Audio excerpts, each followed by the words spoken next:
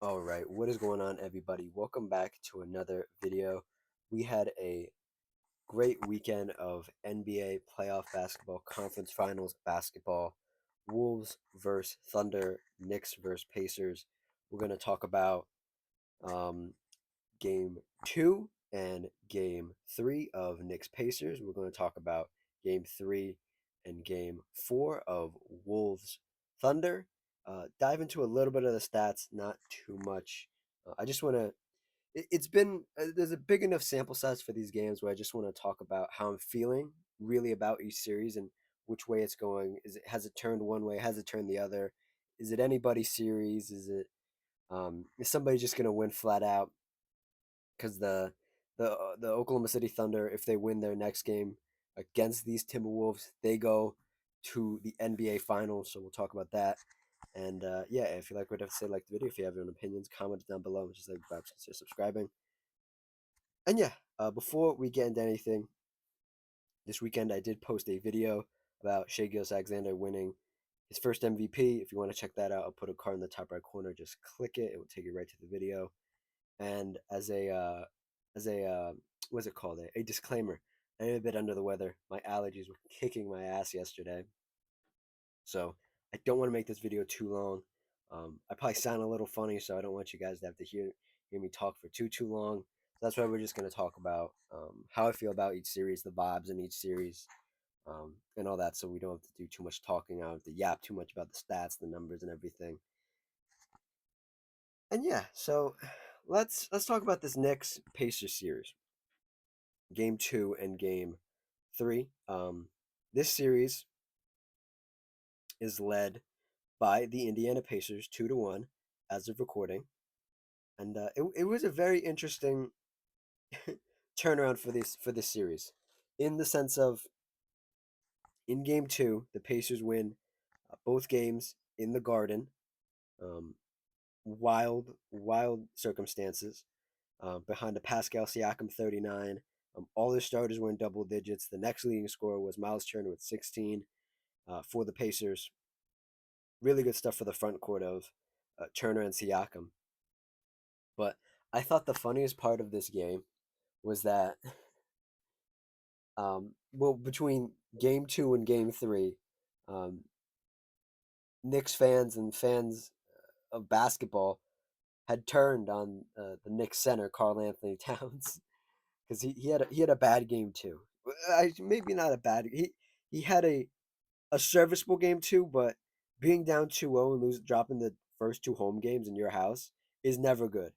He had 20 points, 7 rebounds, nothing else. He had 3 fouls, 1 turnover, 2 of 5 from three, 6 of 14 overall from field goal, and he was benched in the closing minutes of this game. Um, and they the, the vibe around Karl Anthony Towns between these two games was, we have to trade this guy. This guy sucks. He is so bad. He's not aggressive enough. He's not this. He's not that. And going into game three, the vibe completely shifted because the Knicks went on to win game three. We'll talk about that in a second. But such is the life of an NBA fan that one game you can absolutely be like, we need to trade this guy. This guy sucks. And then the next minute, the next game, you're like, oh, this guy isn't so bad. He saved the season. We got one game. We just need three more. Um, such is the life of an NBA fan.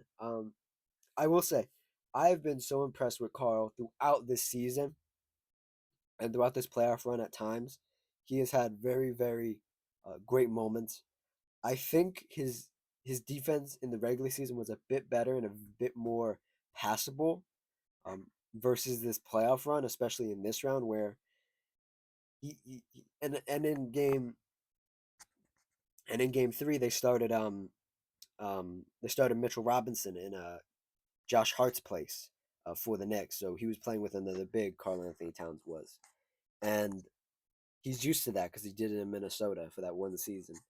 But his defense is sort of not falling off, but he's just asked to do he's just asked to do so many. He's asked. Well, here's the thing. There are two separate thoughts I have here. He's asked to do so much on the offensive end because they need him to do so much, but he doesn't often do it. You can be asked to do something. Do you do it? I is another thing for Carl Anthony Towns. You can be asked to play. He only played 28 minutes this uh this game two, and in game three he played. Let's see here, he played 33, more around his average minutes for the season. So I it's just so it's so hard for Carl because I think you he can put stretches together where he's really good, right? He can put many stretches together, and I think every New York Knicks fan, every fan of the game, um, would love for Jalen Brunson and Carl Anthony Towns to get into that pick and roll a bit more. And they really haven't done it yet. There are more moments where they are able to do it, but I think I don't think I know for the Knicks to win this series because they need to win. Well, they don't need to win three in a row. They need to win. They need to win this next game and then go back to New York and win that game, and then they can come back to Indiana and kick some butt. But Carl needs to be all world. He can't get in foul trouble. Um, I feel like he's been in foul trouble every one of these games. He had 5 personal fouls in game three, and we'll talk about that in a second. And he he needs to be more of what he was in game three, than in this game two. This game two was not his best showing, and I think as Carl gets, I don't even know. I don't even know if I want. It's so hard to say because this is who Carl is. He's gonna have good nights. He's gonna have bad nights. I think Knicks fans are so treated to Jalen Brunson at this point, who's Captain Clutch. Um, in this game, two, he had 36 points, 11 assists, only 3 turnovers, 3 rebounds, 5 of 12 overall from three, 13 of 27 from field goal. Um, I I think I think Knicks fans are just so used to that this Jalen because Jalen Brunson is go go go 100%, and he gets picked on defense, but he's one of those guys who gets picked on defense, but at least he still tries. He tries his hardest, and he's at. And if you want to talk about asked to do a lot, Jalen Brunson is asked to do almost everything. Um, in these last couple games, um, this Knicks team has been able to put stretches together where Jalen Brunson is off the floor where they can score. You bring in like a Miles McBride off the bench who's been pretty decent for them in this playoff run. OG Anunoby, a couple points here. Mikal Bridges, of course, that patented drive to the basket, stop, pull up, mid range shot, which some Knicks fans don't like. They'd like him to go to the basket more, but that's neither here nor there. Um, there are minutes without Jalen Brunson, but the minutes with Jalen Brunson are far better, um, and that that swings into game three. Let me make sure I didn't miss anything here in game two though. Halliburton 14, Neesmith 12. Let's see, Bridges had 20 in game two. OG Anunoby around 16. That's usually what he is for the series right now. Let's move on to game three. Game three. This was the first game in Indiana. It was a hell of a game. Uh, Very fun watch. It was one of those games where I think the Pacers sort of thought, "Oh, we've done this enough times. These guys are just going to sit down and uh, and take it, and sit down and just take their L and go into game um, four." But yeah, let's talk about these stats a little bit and talk about what happened in this game. Um, oh, that's what I was talking about. I lost my train of thought in between that pause. Um, yeah, this was the game where I think the Pacers got a little comfortable. They were like, "Oh, we've beat far better teams than the Knicks." They were up 20 at halftime, I believe, and they said it on the broadcast and in some of the post game show. Even though I don't watch too much of that stuff, they said if anybody knows how to play 48 minutes, it's the Pacers. And the Pacers did not play 48 minutes of good basketball that game in Game 3. They kind of let their foot off the gas a little bit.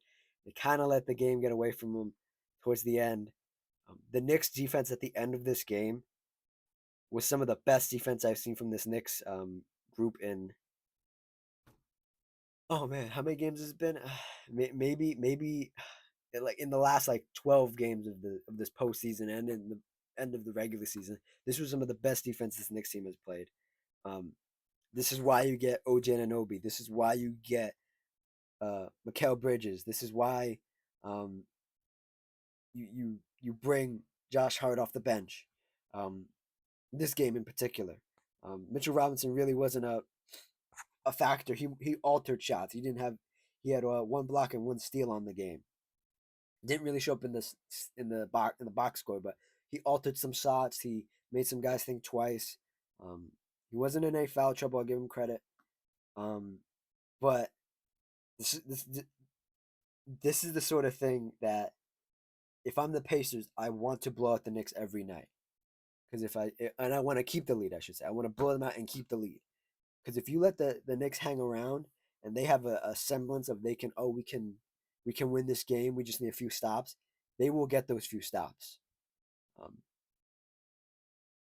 you gotta I gotta give credit to Mikal Bridges, who again around 15 points, not the greatest night for him, but he had two steals on the game.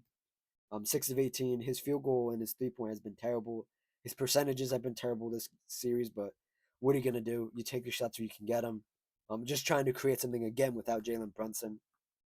OG Anunoby 16 points again around that for the series. Carly Towns was huge this game. He was huge down the stretch. 24 points for him. Had some monster dunks. Had some great um, long like striding to the basket, like just barely getting there and putting it in. Um, really good stuff. Really good stuff. This is when I say I like Cat in this series, and I've liked Cat. I like his new demeanor in this on this Knicks team, and his defense has sort of faltered.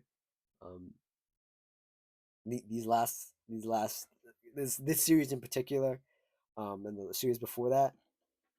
But man, when he's on, when he has that fire lit under him, 24 points, 15 rebounds, 6 turnovers, 5 fouls.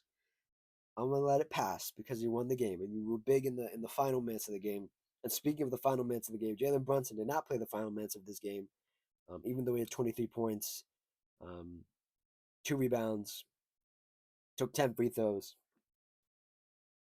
Tibbs said, "Nah, we're gonna go in a different direction this game," and they played it out without him, and it looked really good. It looked really good. I have to give credit where credit is due. It looked good. Um, again, for the Pacers, they kind of let their foot off the gas, and if they lose this series, which I don't think they will, I think you look back on this game 3, and you say, "Damn, we could have gone up 3-0, and we could have just sent it. We could have won it in Indiana, or we could have sent it. They could have sent. Obviously, I don't think you're going to win 4 in a row against this Knicks team, but you win this game 3 hypothetically. You say, oh, we could have won. We could have won game 3. We could have. They probably would have won game 4, and then we go back to New York, and we know we can win in New York, and we send ourselves to the NBA Finals in New York. I don't know. The Knicks have a chance to tie it up. I believe that's tonight, and I'm gonna need everybody to step up around the Pacers and step up. I need you to get a lead, right? I need you to get a lead. I need you to keep the lead. I need you to really keep your foot on the gas in this fourth and third quarter because like 20 points from Tyrese Halliburton isn't good enough. 19 from Turner isn't good enough. 17 from Siakam isn't good enough. All these guys I've just named had great moments in this game. But man, when the Knicks really locked in on defense, nobody could get it going. Siakam had a good little stretch. He was hitting like faders, where he was driving to the basket, where he was doing all this stuff, and then it stopped. It just all the offensive I won't even say was not even pressure, but like what's it called? Just offensive firepower just stopped. It literally just stopped. I haven't seen anything like it recently. So that's credit to the Knicks. Um, I need Rick Carlisle, the Pacers coach, to maybe actually drop some plays and tell the guys, hey, we need to get into some action. We need to get movement going because driving and kicking, the Knicks can cancel that out so easily. And it just didn't. It didn't feel the end of the game didn't feel like a Pacers game. It felt like a Knicks game. And I think you have this game in Indiana. Um, could be your last game in Indiana. Um, right?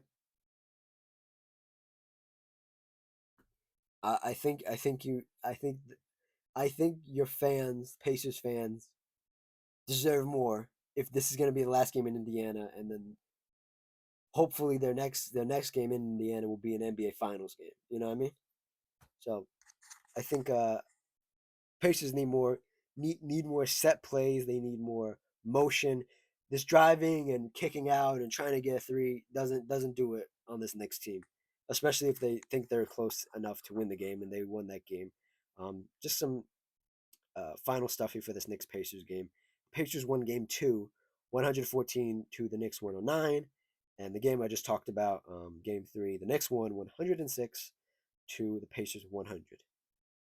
All right, let's move on to this Timberwolves Thunder game, and then we'll get out of here. This these last two games, game three and game four for OKC Minnesota. Both games in Minnesota, two Minnesota home games. Um, game three, the Timberwolves blew the absolute doors off the Oklahoma City Thunder. And it was really impressive. It was the stuff where you're like, oh, this is why the Oklahoma City Thunder aren't ready. This is why. This Minnesota team is just well rounded. Um, this was the let's see who was Terrence Shannon Jr. game for the Timberwolves, 15 points. It, I think one of the most impactful 50-point performances um, we've had all playoffs so far, because it made everybody on the Timberwolves so happy. It made everybody wanna really go at these young Thunder players across the court from them, um, and it brought so much energy, and the energy was so needed. First home game for them, um, and it really helped them blow the doors open. 143 Minnesota, 101 Thunder was the final score. And there's really not much about to say about this game other than Anthony Edwards had 30 points, um, 2 steals, 6 assists. He did have 4 turnovers, 9 rebounds, 5 of 8 from three, 12 of 17. Keep all of this in mind because we're going to talk about game four in a minute, and there's going to be a difference, and I want you to notice the difference. Julius Randle, 24 points. Let's see here, 3 assists, 4 rebounds, 2 of 5 from three, 9 of 15. The average stuff for this duo. And this duo is a very interesting duo, Anthony and Julius here. And then a couple people pitched in: Leonard Miller 11, Naz Reid 10, Jaden McDaniels 10. Everybody pitched in a little bit, right? And then on the other side, the Oklahoma City Thunder, they played one of their worst games of basketball, and they kind of just laid down and they're like, okay, we lost this game. We're gonna need to be better um, in game four. And they played a clip. Um, when was it? I think it was. I don't even know. I saw a clip, and it was Shai Gilgeous-Alexander, the MVP, and he was talking to somebody, and he was laying out how they were going to beat the uh, the Minnesota Timberwolves in Game Four. Right. He was on the bench in Game Three. In the blowout, just talking to somebody. He was like, "Well, they're doing this better. They're doing that better. We're having a bad night. That's why it's such a big blowout. If we do this, this, and this better, they still might win, but it's going to be a closer game. And then if we do all of these, he laid out this, and this, we're going to win that game." And the Thunder went on to win Game 4. Um, and I don't want to say in spectacular fashion, but in Thunder-esque fashion, I should say. Um, to finish my thoughts about this game three, and I'm gonna say this again. There are games where fans love you, and then the next game they want to trade you, or they hate you, and then the next game they love you and they want to keep you. Um, I think this game was both these games are great at encapsulating the two sides of how NBA fans feel about the Minnesota Timberwolves and how Timberwolves feel about the Minnesota Timberwolves. Some games it looks really good, and Anthony Edwards and Julius Randle and the rest of the guys, they look good. They look cohesive. They look sharp. They complement each other so well. And in other games, it looks so bad. And at the beginning of the season, I said this. I said I like this Minnesota team. I like it a lot. I didn't think they'd be back to the Western Conference Finals. I'll be honest. But I thought this team needs something else. It needs an extra piece. It needs something more than, no offense to Mike Conley, as your starting point guard. It needs more than Rudy Gobert. I said at the beginning of the season, I like what Julius Randle is. Is he a number two? Probably not. Is he number three? Yes. Is he worth number two money? Probably not. He's probably worth number three money. I'm talking about in the hierarchy of your best player, like first, second, third best player. Um,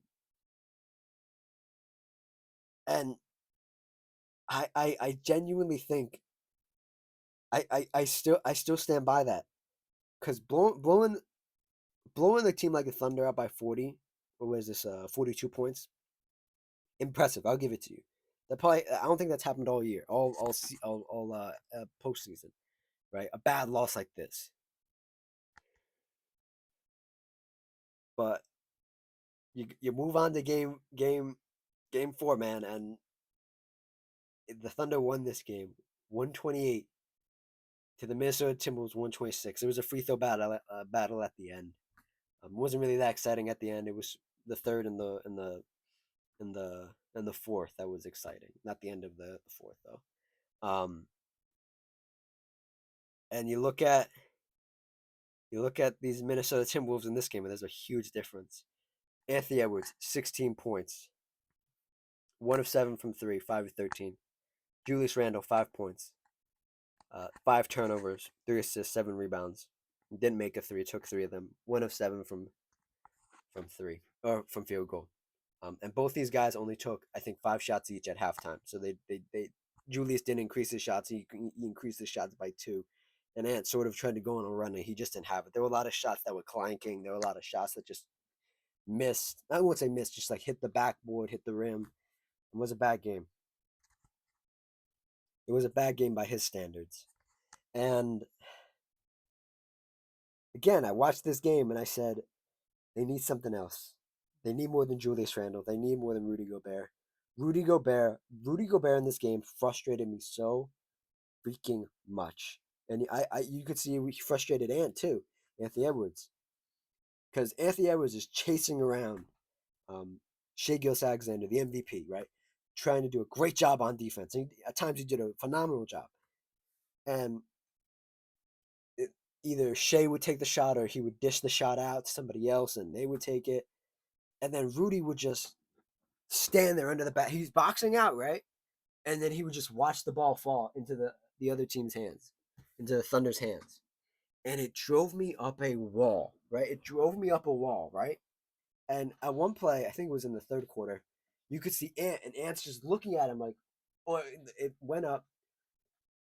Somebody, the shot went up. Rudy Gobert's boxing out. Ant's watching, right? Because he's a little bit farther from the basket. So Rudy's the center. He's supposed to rebound it, right? Right. Everybody knows, right? And he's standing there, arms open, right? Big stance, waiting for the rebound. And one of the Thunder players just runs in and takes the rebound.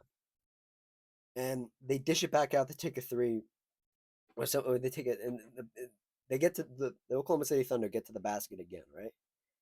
And they get fouled. And Ant's just looking at Rudy, and he's like, what are you doing? Like, and he looked genuinely frustrated. And another time, Rudy Gobert was underneath the basket, and he had what's his name? Not, he had like Isaiah Joe on him or something, right? From the Oklahoma City Thunder. And he's standing there, right? He's sealing this smaller playoff because Rudy's like 7 foot. He's sealing him off. He's sealing him. He's sealing him. He's trying to get in positions to just get the basketball and put it in. And his teammates don't want to pass it to him. Don't want to pass it to Rudy. And I'm sitting there, and Rudy looks obviously frustrated. I think he got the ball eventually, and they just fouled him because they're like, "Go make your free throws." And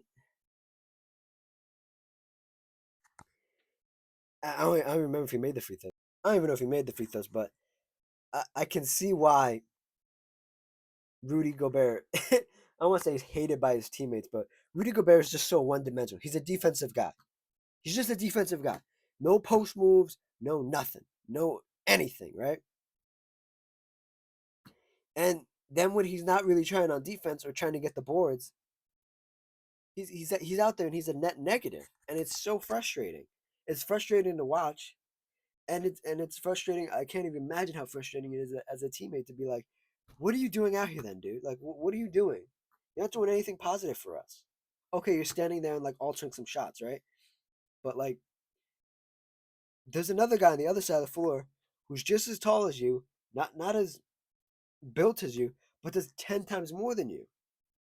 And that guy's Chet Holmgren. And Chet Holmgren this series has got his chest caved in about like 10 times. And I will say this about Chet Holmgren. I'm not the biggest fan of Chet Holmgren. I think he's like he's not as one dimensional as Rudy, but he's like he has a couple more dimensions, but he's not as diverse, right? But he's diverse enough for this Oklahoma City Thunder team to need him. And to my point, Chet Holmgren has got his chest caved in. Like he's gotten shoulders put into him. He's gotten pushed to the floor like 10 times hard. And I'll give him credit. This kid, he just gets right back up. Just get he'll like grimace for a little bit and like try to that didn't feel good. It's not gonna feel good when Rudy Gobert and Julius Randle are coming in and they're just like pushing you around. But he gets right back up. And Chet Holmgren had 21 points this game, 2 of 4 from three, 9 of 14 overall from field goal. Um, we're talking about the Oklahoma City Thunder now. Jalen Williams, huge game, 34 points, 3 steals, 5 assists, 3 rebounds, 6 of 9 from three, 13 of 24 overall from field goal. This was a huge game for Jalen Williams. Jalen Williams has showed up, man. He showed up really well, and him to be the number two to your MVP Shai Gilgeous-Alexander at 40 points, 10 assists, took 14 free throws, made 12 of them, 2 of 7 overall from three, 13 of 30 from field goal. Is amazing because you get a Shai 40-point game, you get a Jalen Williams 34-point game, you win this game, and they won it by the slimmest of margins, but they won regardless.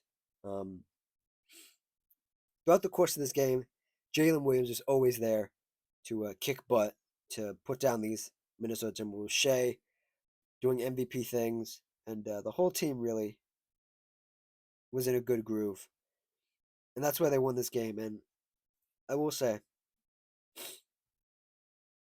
I'm very disappointed in this Timberwolves team in this game. Um, Anthony Edwards, again, I don't, I don't want to say it's not his fault. It's not his fault though. It's not his fault. Like, and Julius Randle has been the subject of many teams. Many teams. He's played for the Lakers. He played for the New Orleans Pelicans. He's played for the Knicks, and he's played for the Timberwolves. At every stop, it's the same sort of problem where, except I will say except. Well, no, except no, yeah, except in L.A. and in New Orleans, where in LA he snapped his leg in half in his first game of his rookie year, so he missed his whole year. But he was never looked at to be a number two. I think he was looked at to be something a little different, um, and it worked out. And he got he went there. I don't even remember how he got to New Orleans, but he got to New Orleans and he was like the sixth man, and he was great in that role. and that's when he was at his best. And then he went to New York, and he sort of became the de facto number one. And then they got Jalen Brunson, and he sort of got moved to the back burner. He kept getting moved, kept getting moved, and then he got injured, and then he got traded, and now he's here. And I think Julius Randle could be the greatest number three in the NBA. He's not a number two though, and Anthony Edwards deserves more than Julius Randle. Um, and Julius Randle has the opportunity to take a player option this year, I believe, or hit free agency. After this series, I don't know. I don't know what could happen. He might stay, and you might have to figure out what to do with this team. And we'll talk about all that if they lose this series. Um, the Oklahoma City Thunder up 3-1 in the series. The percentages of a team coming back down from 3-1 are very slim. They're a lot bigger than they used to be, but they're still slim. And we'll talk about the Timberwolves' future in another video. But man, oh man, I think Anthony Edwards needs help. Anthony Edwards needs to improve a little bit with his shot diet, with his um, aggressiveness and his off-ball stuff and everything like that. And that's a function of the coaching and who's around him. But I think the most immediate thing you can fix, and I don't think you need to fire Chris Finch, who's the Timberwolves coach. I think he's done a fine job. You need to bring in somebody else for Anthony Edwards, because Anthony Edwards is big time, man. He's prime time. He's so entertaining to watch. He's so fun to be around as a teammate. It looks like he's all world. And if he's kind of stuck in Minnesota with this bullshit ass team, I feel bad for him, man. But yeah, that is it. Perfect 30-minute video, and yeah. Thanks for watching. Thanks for listening. Like, comment, subscribe, all that good stuff. Check out some other videos if you feel so inclined to. There are a bunch on the channel. We are rounding into NBA Finals time. We got a couple. Hopefully these series can become more competitive. Um, again, I had hoped that it was going to be like Timberwolves Pacers. It looks like it's going to be Oklahoma Pacers. And that's going to be a crazy watch. But we'll see. We'll see if New York can fight back and try to get to the finals again. And Oklahoma probably going to the finals again for the first time in, oh man, let's see. NBA finals. Let me see. Let me see. When was the last time? I think it was like what? Um 20 the 20s, the teens, the early teens, the very early teens. Yeah, the it looks like the Oklahoma City Thunder are going back for the first time since 2012. Wow. Okay. That's crazy. Um, but yeah, thank you for watching. Thank you for listening. Like, comment, subscribe, all that good stuff. And I'll see you guys next time. Cheers.